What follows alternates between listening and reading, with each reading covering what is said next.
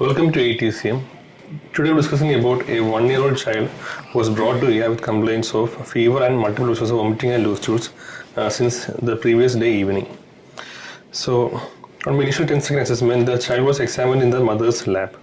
So, I used the pediatric assessment triangle to assess the child. So, in the appearance part, the child appeared to be lethargic and irritable. The tone was somewhat floppy, but maintained tone, but was not completely maintainable. Interactiveness was reduced, but irritable. The child was not consolable, but in the mother's lap, she was somewhat sitting okay. And the child the child was not giving any eye contact or not following any gaze. And the cry appeared to be weak. Okay, so what is your assessment from your PAT triangle? So whether you have gotten what will be the issue with the child? What do you think at this point of time? In the appearance part, the child is lethargic and irritable. So okay, then the workout breathing is slightly increased, but is not in a state of distress. Okay. And also circulatory part, the child appeared to be a bit pale. But CFT was about 3 seconds. So you are probably dealing with a child who had come with probably a circulatory issue from water or maybe a sinus issue. We are not very sure, but anyway, there is a history of diarrhea. The child had a few episodes of loose stools, so that's why the child has come to the ER. So you are mainly dealing with a sick child, probably not very sick child, maybe a sick child going for a circulatory failure. Maybe we are not very sure. That is your initial impression. So before going to all those things, so you are getting a 1-year-old child. So what will be the first thing that you need to keep in your mind? First thing that you should keep in your mind when you are seeing any pediatric age group for that matter, 1-year-old child. So what are the most important things that you need to consider? Any pediatric age group, I am not saying for 1 year, any pediatric patient that is coming to the ER, what will be the basic thing that you should know? One thing is the PAT triangle, we are assessing actually the basic hemodynamics. See, PAT triangle, PAT triangle is fine. We should know the vitals for that age group. That is the most important thing. So, any pediatric patient coming to you, our first thing should be what is the normal vital for that age group.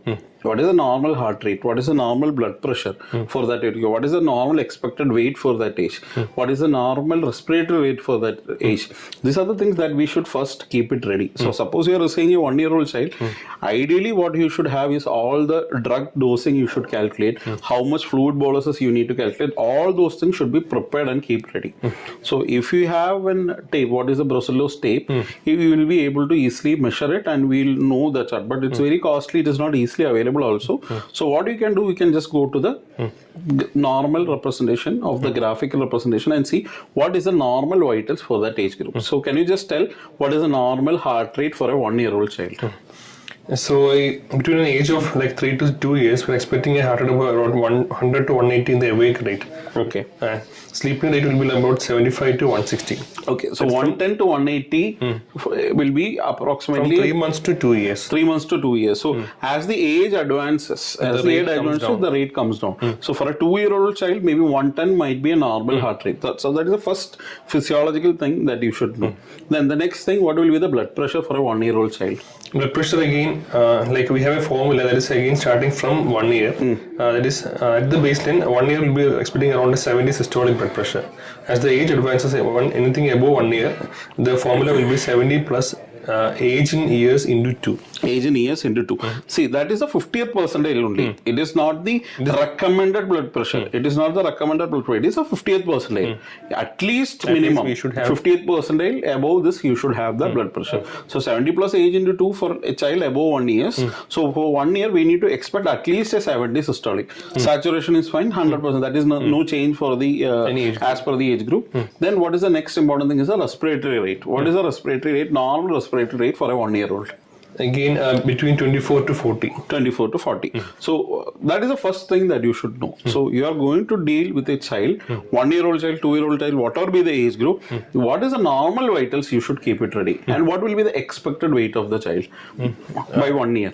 Around 10 kg. Around 10 kg, or easly you can remember thrice of the birth weight. If the child otherwise milestone, everything is fine. Child was feeding well, no other issues. Only there is an acute problem like diarrhea. What we can expect thrice of the birth weight. So that will be the anticipated weight of a 1-year-old child. So these things you should calculate, and accordingly to the, sometimes we will not be able to assess the real weight.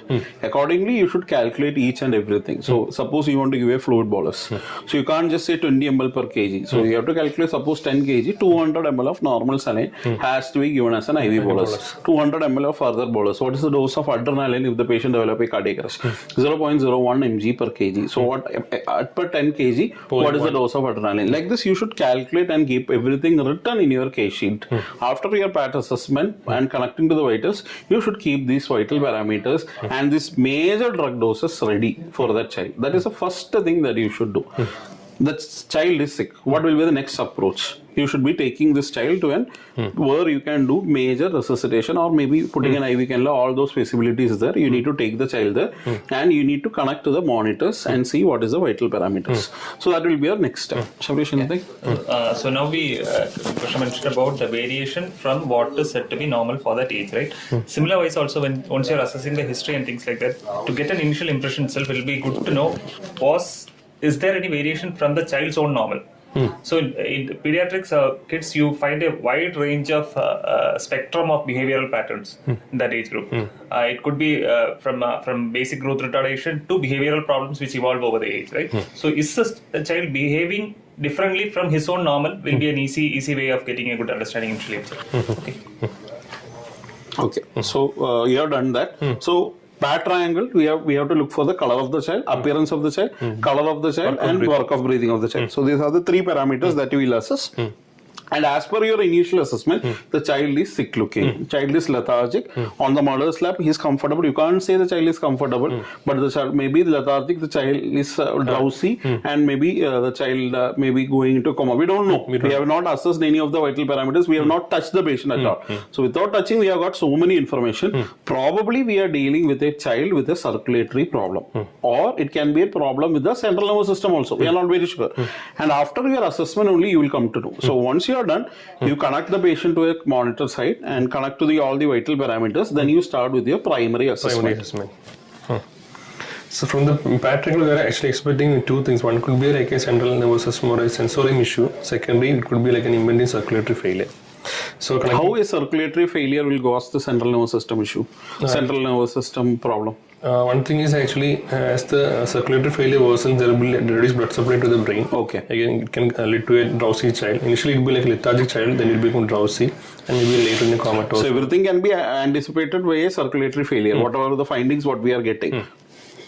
So we went to the primary survey.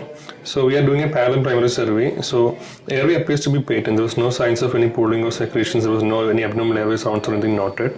But the maintenance of the airway is probably, along with the circulatory thing also could be dyslipidemia related neurological issues. The child might be hypoglycemic. Simple hypoglycemia also is a possibility.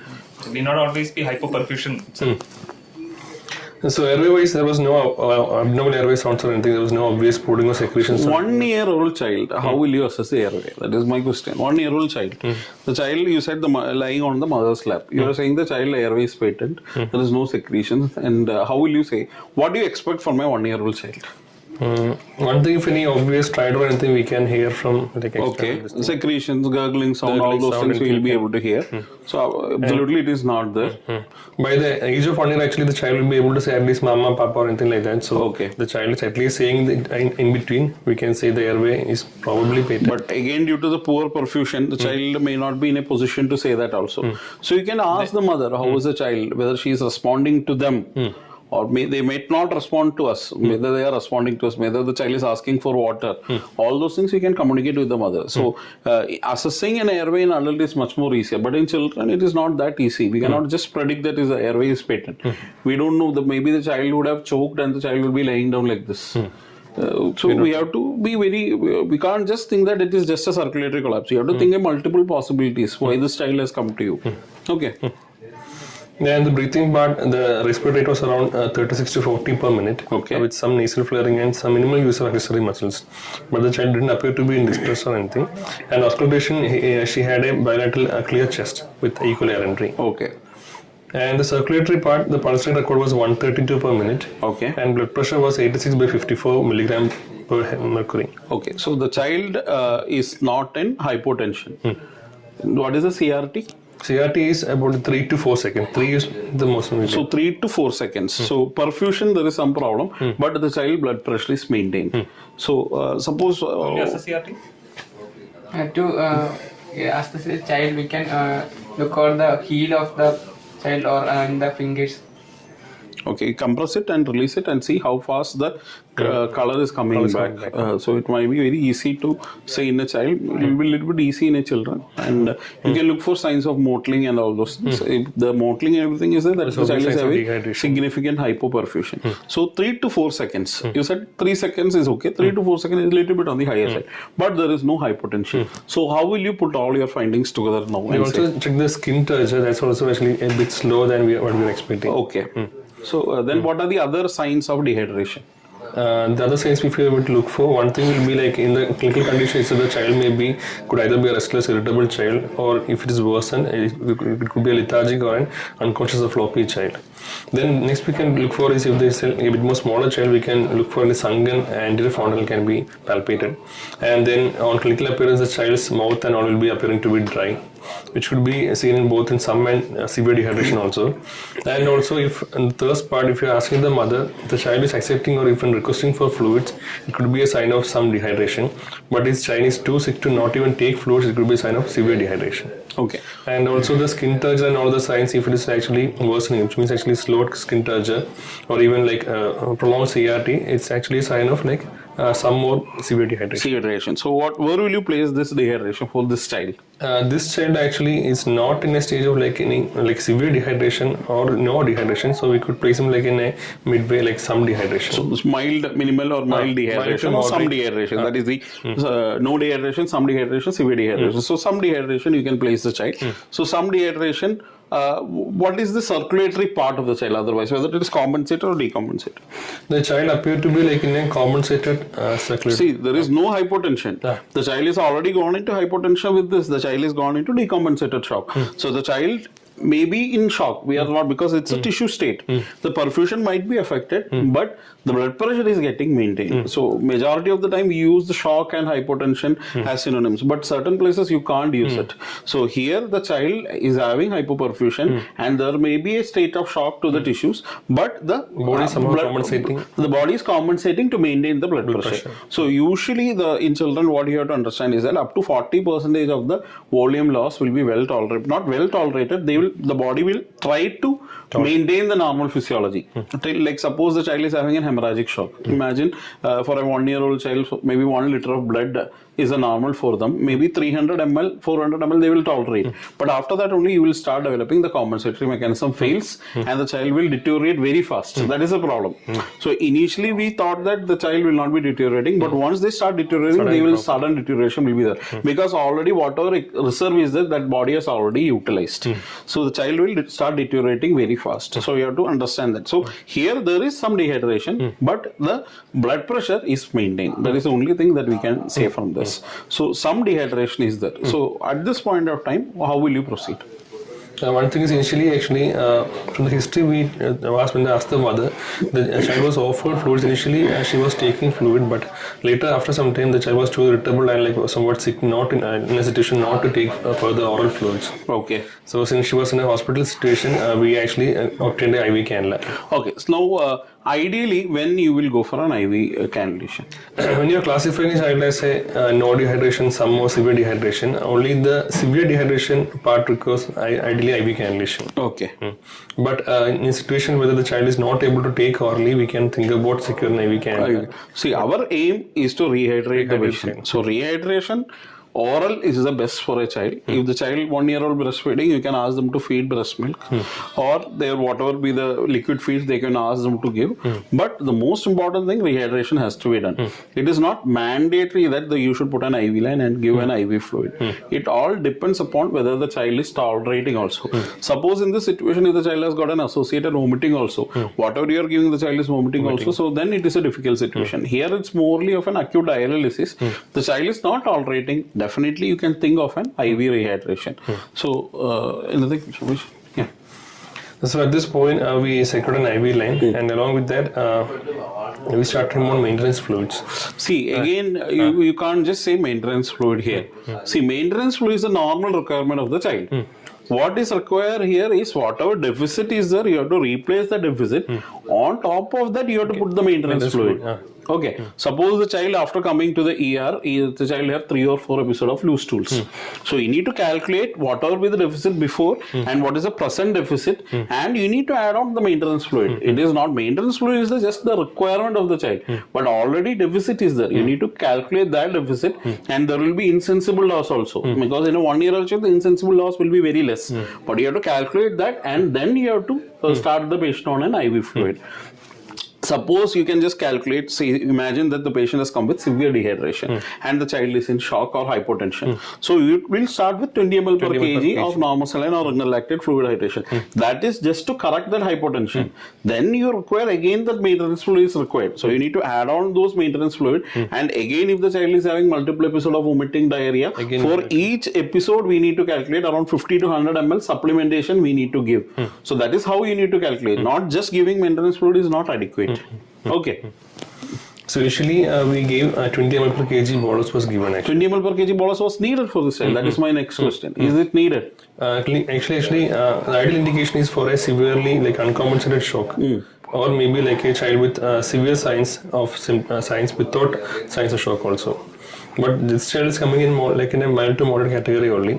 But since there is no hypotension, there is no need of a 20 ml per kg correction at this point of time. If there was a less than 70 systolic blood pressure, yes. But here it is 85, 86. That was the range that you said. But there is no need for a 20 ml per kg correction. But definitely you can give the maintenance and you add on whatever deficit you are finding. So you have to reassess the child.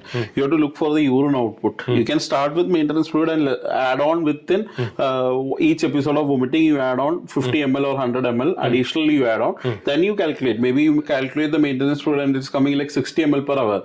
Then you add on all those deficits that it might come to 75 ml per hour. So those deficit also you need to calculate and then you add on to your maintenance fluid. So just giving maintenance fluid will not be sufficient. Maintenance fluid you are calculating for the whole 24 hours. So whatever be the deficit, you correct the deficit. Maybe you can give to 5 to 10 ml per kg, not 20 ml per kg. You can give 5 to 10 ml per kg and see how the child is responding. Whether the drowsiness is improved, lethargy is improved, whether the child is making urine, whether that skin turgor has improved, whether the sunken eyes, if a small child it has improved. All those things you have to, it is a continuous process. So continuous process, every 15, 20 minutes, 30 minutes you reassess the child and see how the child is responding to you. Meanwhile, the child might start taking orally. So you can supplement with oral solutions also. So it is a combination of all these things together. Okay. Since you told the initial 20 ml per kg, so that is not maintenance fluid as Krishna told. So there are two things. One is the maintenance fluid, the initial is the replacement fluid. Okay, so don't mix both things. Maintenance fluid is for covering for whatever is ongoing. Okay. So now the question arises, how will you calculate? Now I am giving you the same scenario, 1-year-old child. How will you calculate the fluid for this child? Calculate the maintenance fluid. And per deficit we will add on. Suppose the mother is telling that since last 2 hours the child had 2 episodes of diarrhea. Just take 100 ml for each episode of diarrhea. So 200 ml loss is there. Plus maintenance fluid. So how will you calculate that? Maintenance fluid actually we can use the Holody-Sega formula. That is, we can divide it like 10 for the first 10, then 10 to 20 and above 20. Okay. For the first 10 kilogram we calculate like 10 into 4 ml per kg per hour. Okay. It comes to approximately 100 ml per day. It is pretty simple. For first 10 kg, it is 100 ml per kg.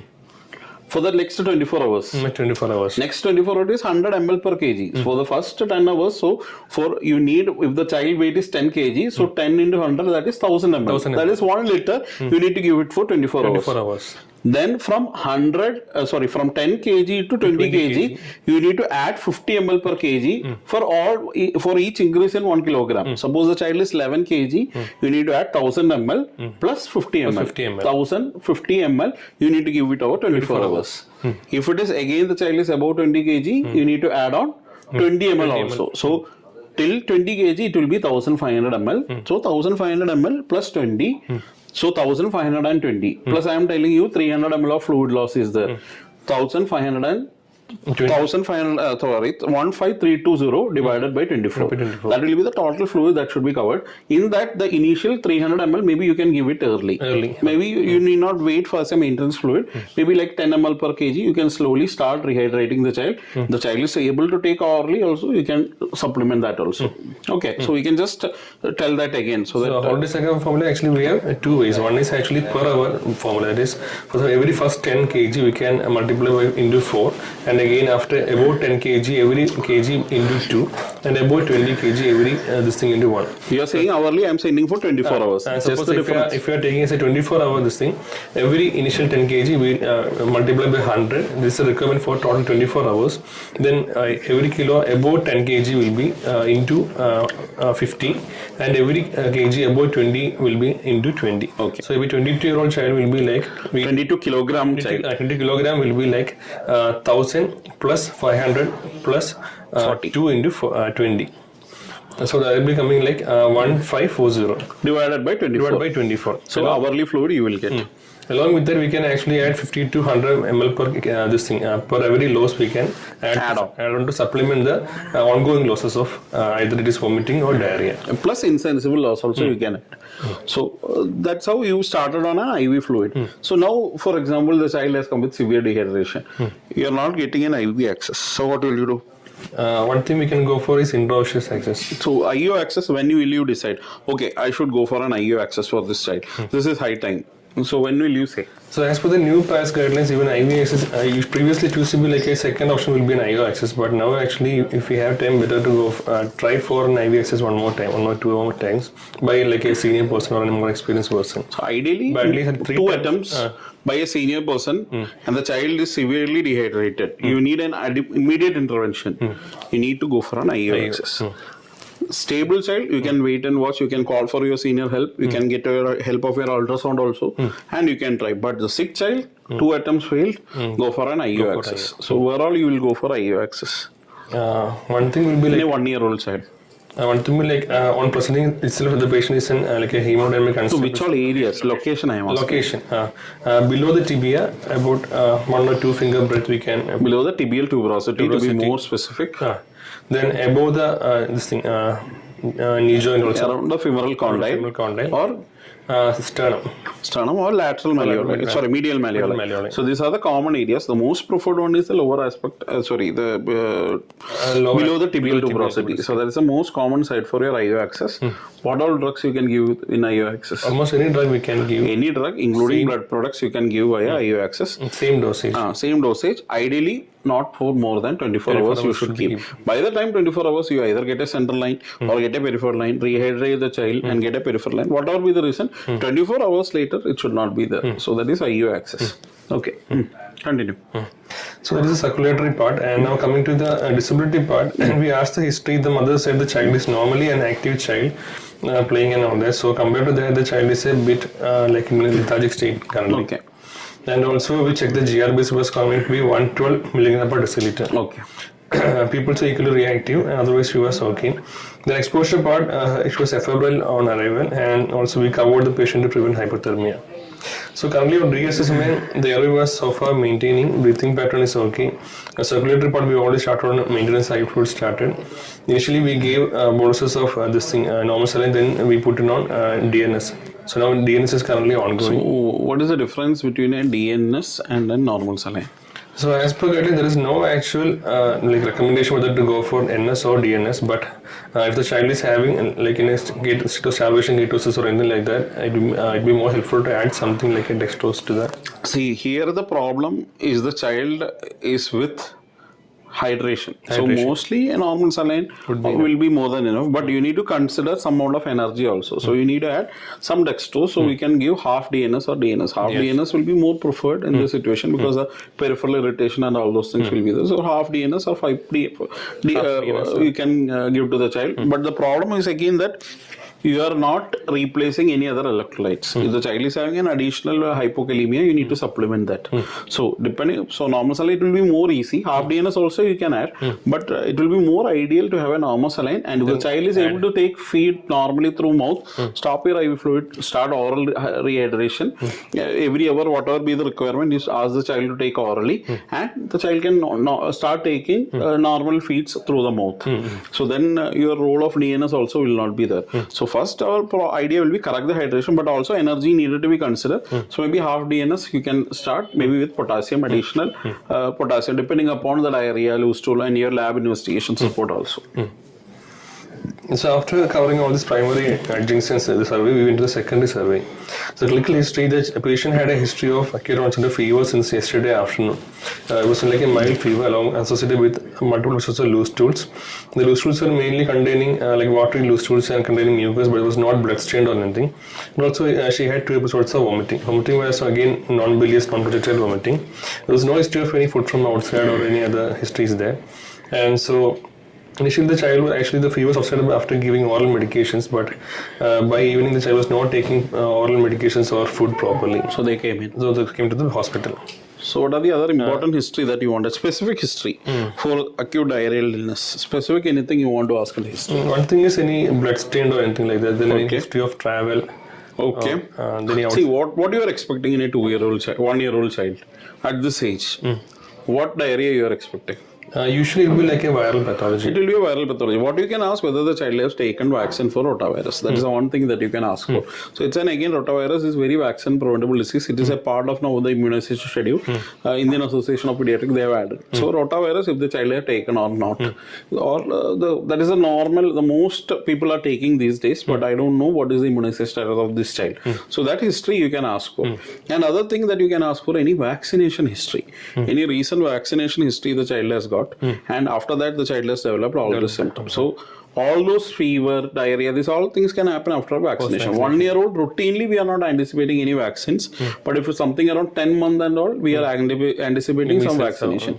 So at 1-year-old maybe the child had missed in the early days. Maybe neonatal period child was in the hospital for a long time, so the vaccination started late. So something like this, all this vaccination history is a mandatory thing that you need to ask in for. So history-wise, actually, she was adequately immunized for age, but according to the correct dates only. Like, Okay. Because in the prenatal and all those were uneventful. And also the growth so far is actually her milestone everything was she was according to her age only. So suppose we were considering the pathogens, it could be a viral or bacterial pathogen. Most common is viral pathogen only. Then bacterial. Among the viral, what is the most common one, sir? Rotavirus. Then adenovirus. Adenoviruses. So this child's history-wise, this is the basic history. She doesn't have any previous or any congenital issues. Pandemic time, definitely Omicron was also causing a lot of gastrointestinal symptoms. So, okay. Then what all investigation we need to ask for this patient? Ideally, this child is coming in a moderate dehydration state. So ideally, it doesn't require investigations. But if you're putting an IV line, at that time we can take the sample and send for. But basic investigation will be electrolytes and complete blood count, maybe a CRP, not more than that. We are not very much concerned because whatever be the CRP, we are not going to decide to pump in any antibiotics at this point of time. It is not at all indicated for a 1-day history with an acute viral gastroenteritis. What we are suspecting, there is no indication for any antibiotics at this point of time. Only thing you can know the electrolyte status and you can correct if any abnormality is there. But if you are correcting the hydration and the child able to take orally, that should also subside. Told electrolytes, what are the top 2 electrolytes which you will be concerned of? One thing will be potassium and second will be sodium. Okay, so when we prick the child, we always prick the sample for basic investigation. CRP was coming to around 12 and count was coming around 14,000. And electrolytes were within normal limits. No antibiotics. That is the thing. There is no need of any antibiotics at this point of time. So by giving antibiotic, you are again inducing an antibiotic-induced diarrhea. All those problems again is going to come in. So it is not needed. There is no indication at this point of time. Unless and until you are having in some child 3-4 days, it's not subsided and your markers are increasing and you think that in terms of a viral or bacterial infection, at that time only there is any need of any antibiotic or there is a blood-stained diarrhea. Otherwise, there is no indication for any antibiotics. Any other supplements that you can think of which had some benefit? One thing is zinc supplementation. Okay. Zinc we can give. So zinc and maybe you can give the gut probiotic agents. That is the only thing that is indicated. That is again, if the child is able to take, only you give. Don't push the child with this all those things. Just hydrate the child well, treat them symptomatically. That is more than enough. So concerning this child, actually, since she was not able to take feed properly, we admitted the child for just 1 day. The only supportive management we gave was actually IV fluids along with this thing, antiemetics were given. Initially IV, then after 1 day, the child started taking oral fluids. There was no history of any fever spikes after admission, and by the next day afternoon, she was actually able to be discharged from the hospital. Okay. So the key message what we want to consider is our aim as an emergency physician or whatever with our aim is to assess the hydration and take a call on how to rehydrate the patient. Able to take orally, well and good, give orally. Not able to take orally, think of an IV cannula, hydrate the child. Mild to moderate or severe dehydration, definitely they need to be admitted. Severe, you need to admit it in the ICU and for further monitoring. But otherwise, routine thing is just to hydrate the child and how to calculate what is the fluid that is required, how much fluid is required. That is more than enough. So if 1 day history, the child is okay, able to take orally, the child even can go back home and you can tell mother what to be done. They should not panic after seeing each diarrhea. Just replace this much ml of water or fluids after each episode of diarrhea and teach them. So that is, and you need to tell them how to prevent further episodes. The child is not vaccinated at that point. Once the child recovers, you can suggest them. And also the normal hygienic things, whatever you wanted to teach them, you can definitely, because 1 year old child, the child will be roaming around, taking something, picking and all, taking into the mouth, and all those things will be there. So that all things you can teach them and you can further prevent the episodes of acute diarrheal disease. So acute diarrheal disease is one of the most common presentation of pediatric age group. So that you need to definitely remember. So one key component probably we missed is ORS. ORS. So ORS, the idea will be to give 52 ml, 100 ml per oral rehydration is the plan per kilogram of body weight, plus any ongoing further loss. So for further loss, every per stool we have to add 10 ml per kg per stool and about 2 ml per kg per vomiting or emesis. So the basic in this thing will be about 30 ml per kg should be given. Or 30 ml of oral rehydration should be per kg should be given per hour. So this doesn't have to be given as like a bolus or anything. We can give like sips of water, or whichever the child is taking, like in teaspoon. Every 5-10 minutes, you can ask the child to drink. So that is our target for the next 1 hour. There will be like in case of a continuous this. And also when we discharge the child, we can tell the mother to look for any like further signs of dehydration. Like after going home, if the child is having again dry lips or mouth, again decreased activity, again having sunken eyes or sunken fountain, or not having adequate urination, then ask the child to ask the mother to bring back the child. Yes, that is one key point. Also, if they're not able to like get ORS or anything, then they can actually give homemade like this thing. Homemade ORS. Homemade ORS can be given, or even we can give like coconut water and all that. But avoid anything with lots of sugar or anything with less salt. And also, if they're breastfeeding, we can ask them to continue breastfeeding. Most important. Breastfeeding should be continued. Just like a normal child, we have to continuous breastfeeding should be done. And also, as the child improves and if the child is able to take normal food, it can also be slowly added to this thing. There's no special diet necessary for a child with vomiting or diarrhea. Okay.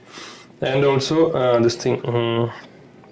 Whenever the child, when they should come as an emergency, is like the child is appeared to be dehydrated and not able to take any oral food, or the vomitus is appearing to be like any blood stained or greenish looking, and also child is complaining of any severe abdominal pain, or just the child is appearing to be sick, and also there is any blood stains in the diarrhea. You have to come back. Okay. Okay. So this child actually clinically improved by the second day and got discharged. Okay. Anything, Suresh? Other than infective causes, anything else? Like not in this patient, but when you are discussing acute diarrheal disease in children, what are the non-infective causes which you should consider? One thing is actually in a case of young, if it's with my younger child, we could think about any malabsorption syndrome can be think about. Also in this age, we can think about any overfeeding or any food allergy, or maybe even any anatomical abnormalities like intussusception or anything like that. Or sometimes even things like appendicitis can also present like with low vomiting and loose stools, which also have to be rolled out. Okay. Okay. Thank you.